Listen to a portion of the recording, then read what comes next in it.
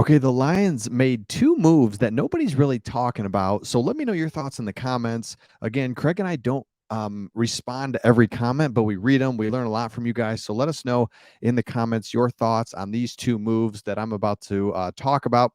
And if you want us to respond to your comments, become a member. We respond to every comment of our members. So these two moves, just they're not really talked about. And I mean, they probably shouldn't be because it's not that big a deal, but I think they are. So the first one for me, Charles Harris, he was like, yeah, we're probably going to cut him. And I'm like, man, I think we should keep Charles Harris. So we find a way to keep him. We don't cut him and we lower his cap hit. So I'm going to show you that.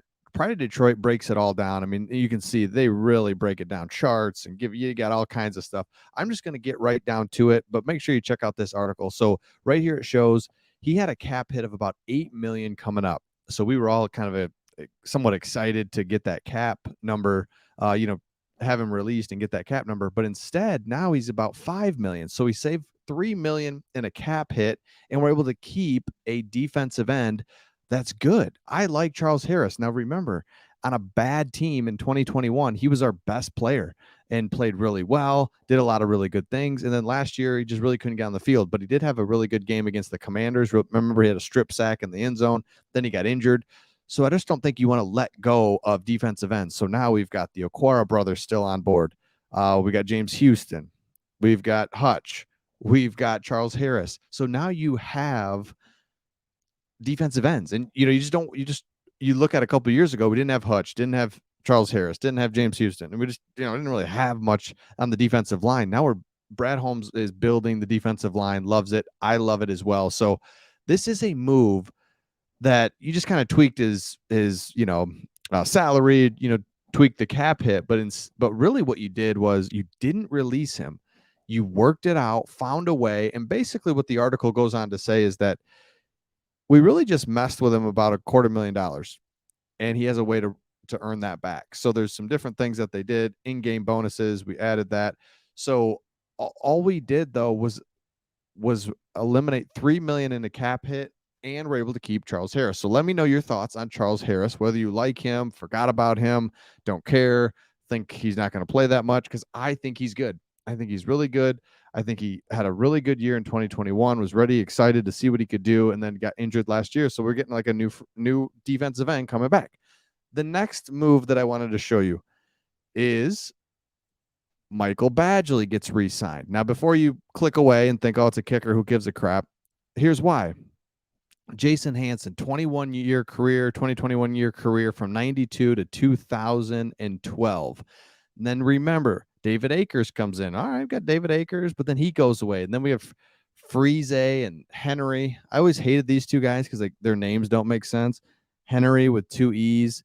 He's just like, all right. And Dominican Sue kicked off once. That's why he's on here. But we had these two guys going back and forth, couldn't figure it out. Then Prater comes in, and we pick him up from the Broncos after he was released, and he kicks for us for 7 years.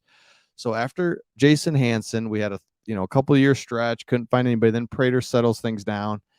And then after that, look at all the kickers we've used since Prater: Patterson, Santoso, Rosales, whatever, Badgley, Eberle. Can't even say all these guys' names.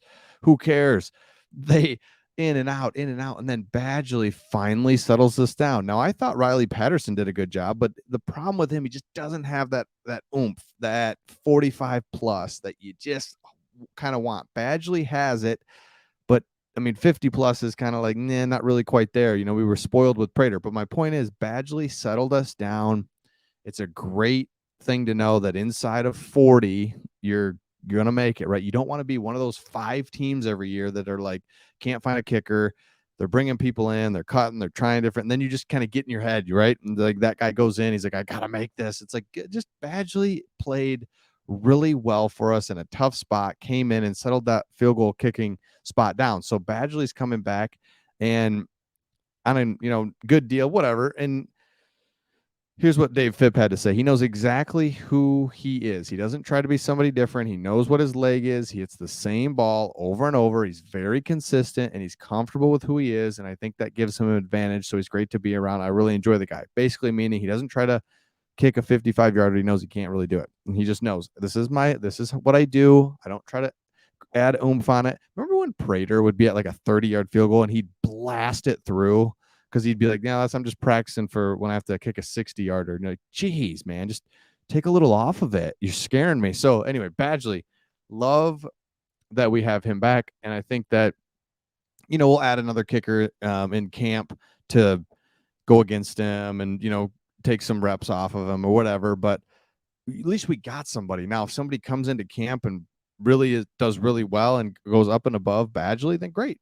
Then great. That works because he's a baseline good kicker. So Charles Harris, Badgley, couple of moves that we've made, that we just made that are just like most people wouldn't even notice. But Charles Harris, it's like you're adding a new defensive end. You didn't have to cut him, but you're able to bring him back. And then our kicker is set. So the big thing about the Lions this year going into this draft is we've just got a lot of pieces set versus in, Brad Holmes' first year, it's like holes galore. Didn't know what the heck we were going to do. Then last year, it's like, we still have some major holes we got to fill. We just, do you do it in the draft? Do you do it after? And this year, we've got everything just kind of filled. Running back room now is set. We'd love to add another one if we can.